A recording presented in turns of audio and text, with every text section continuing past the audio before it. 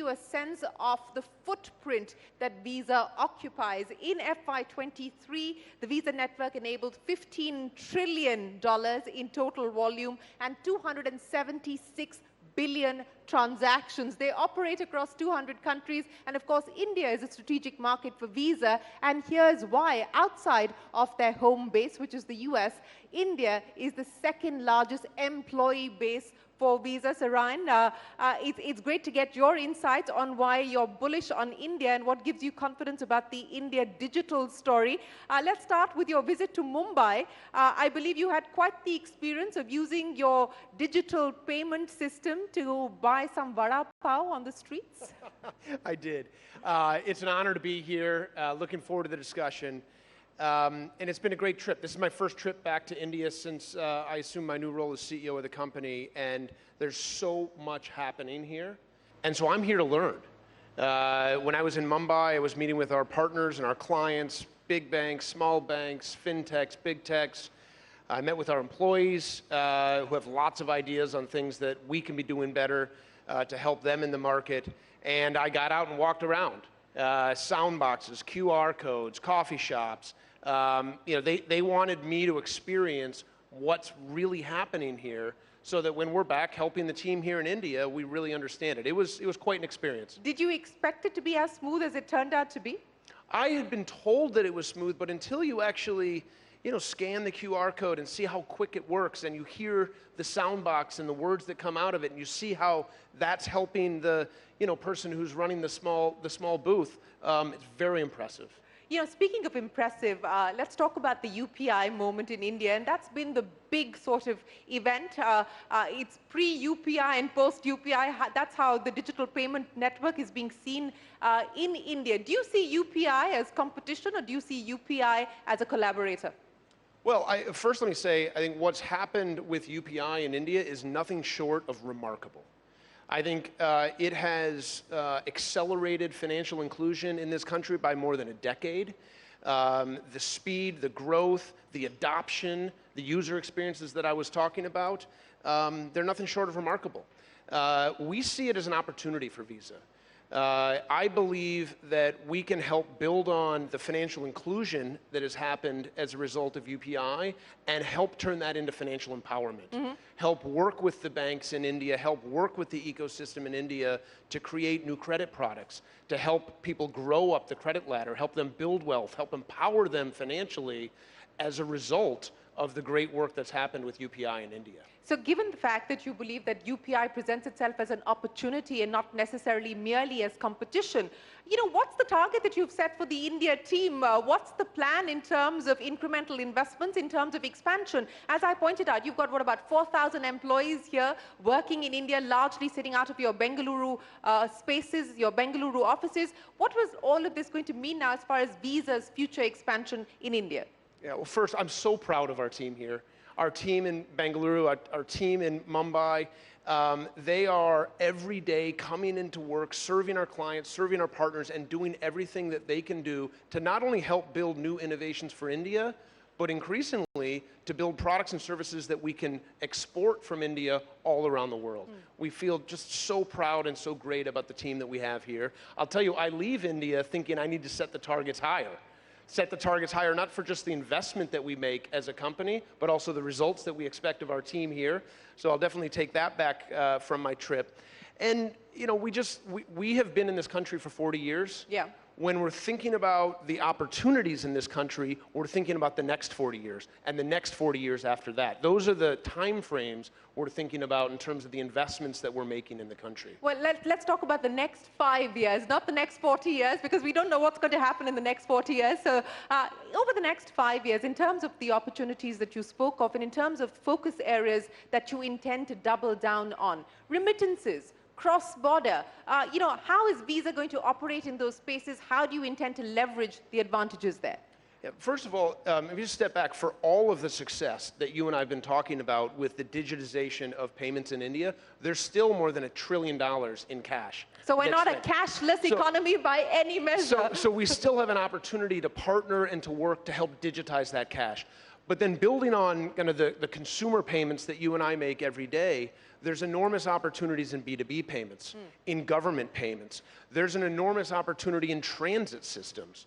We've been involved in more than 750 transit systems around the world, helping them operate more efficiently by digitizing the payments.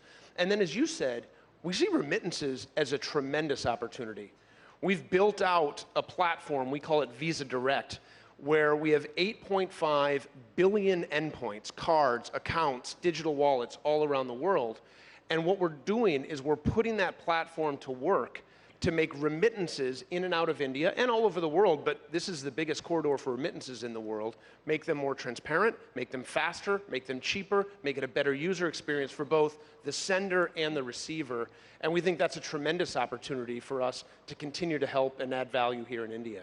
You know, you talked about the fact that cash continues to be a significant part of the economy, while digitization has, of course, grown as well. But, you know, when just before the UPI actually took over and took off quite literally, the view was that this could potentially mean the death of credit cards. That was the expectation. It hasn't quite turned out that way. But how do you see the credit card space evolving in terms of form factors, in terms of features, in terms of innovation? What do you see as the next wave of disruption to the credit card itself? Yeah, what we've seen around the world is users choose to pay with credit in different ways. Sometimes it's a card, sometimes it's a plastic card, sometimes it's a metal card, but increasingly it's a digital tokenized incarnation of the card that can be on your phone or different form factors. So our strategy the whole time has been not to be wed to a card per se. In many ways, we've unbundled credit from what we all think of as the legacy card, and we've embedded that credit in the user experiences that people have as they're working their way through their digital experiences, or, as we were talking about earlier, in the physical world. And increasingly, the physical world and digital world are blending. So we very much have unbundled those capabilities. And we do think that there's a lot we can bring to India in terms of innovative products and services in credit specifically that we've seen in different parts of the world. You know, in many ways, the credit product itself has melded and evolved in ways that it's embedded in people's lives in ways that it almost becomes invisible. And that's when you start to really empower that purchasing power in a way that's great for small businesses and merchants. You know, you talked about financial empowerment, and you also brought up the issue of the credit gaps, and the credit gaps exist in many spaces in different degrees. What will be the focus as far as bridging the credit gap specifically from an Indian consumer or an Indian market's perspective? Bringing new solutions to help underwrite near prime credit, new to credit, young credit customers, working with banks to provide different types of line management services, different types of ways to segment credit and make them applicable in certain use cases. All of this type of innovation is happening around the world, and I think is going to be a great opportunity to build on, as we were saying earlier, the momentum that's happened with UPI. And, you know, in 5 years, to come back to the question from a few moments ago, maybe we don't even call it a credit card per se. Maybe we call it Visa credit, or maybe we call it, you know, who knows what we call it. The word card may drop from our lexicon in India, given the enormous progress that's happened here. But we view our role as someone who can help power that innovation for banks across India. You know, you're talking about innovation, so we can't not talk about what's happening as far as the world of AI is concerned. And Visa, for those of you who might not be aware, has decided to put together a war chest of $100 million to look at nurturing AI across different startups. Take me through the idea behind that, what you intend to do. Is that going to be a focus area for you here in India as well? Yeah, sure. I'll talk about that specifically, and then more broadly how we're thinking about generative AI. That idea specifically came from a set of experiences where we were looking for companies that were using generative AI to create new commerce experiences, and we weren't able to find a lot of them. We wanted to go find them and nurture them, and we have a program we call FinTrack Fast Track, bring them onto the Visa platform. And so we said, why don't we put together an investment fund so that we can help go find some of those entrepreneurs, those people that are dreaming big about how they could use generative AI to transform commerce, and why don't we invest in them? And so that's where we started on that journey. If I back up, We're big believers in the power of AI. We've been a leader in AI for 30 years, using predictive AI to build our products and services, secure our network. We've been very aggressive in adopting generative AI in our company. We've made all of the tools and co-pilots available to our employees around the world. How much have you invested on that side? Oh, I couldn't give you the number, but if you went and talked to any one of our employees in India, around the world, and said, tell me about what Ryan's been talking to you about in generative AI. He's on us. Every team in Visa is expected to have a roadmap and a plan of how they're using generative AI to make their function more effective and more efficient. Finance, HR, products, obviously technology. So the use case at this point in time, efficiency and effectiveness, right? So it is. It's about efficiency and effectiveness, but I think the real magic is when we're able to bring new products to market using generative AI. I'll give you an example. We have been using generative AI to take our transaction data and create what we call synthetic data sets. And what we're able to do with synthetic data sets is take the same fraud, risk, and cyber capabilities we've used on the Visa network and use those to identify fraud on real-time payment networks. And we've found that we can identify scams and fraud using the same data and analytics from our experience in card payments and apply that to account-to-account payments and real-time payments, all because we have generative AI to create these new synthetic data sets and these new analytic tools.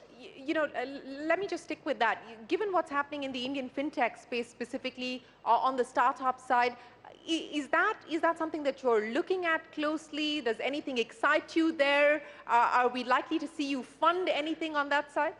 Yeah, we've been, first of all, what's happened in India in the fintechs and startup space is extraordinary.